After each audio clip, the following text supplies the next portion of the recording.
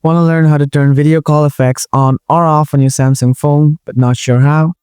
No worries, in this quick video, I'll guide you through the steps to enable or disable video call effects easily. Let's get started. First, go to the settings, then scroll down a little bit. After that, tap on advanced features. Now scroll down again, then tap on video call effects. Make sure to turn it on. From here, you can change your video call background color. And you can add a background image as well. To do that, tap on the plus icon. Next, choose a picture from your gallery. After that, tap Done from the bottom right.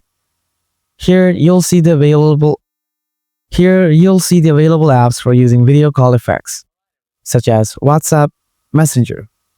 Alright everyone, that's it for today. If this video helped you, please hit the like button. Got any questions? Just leave them in the comments below. Thanks for watching.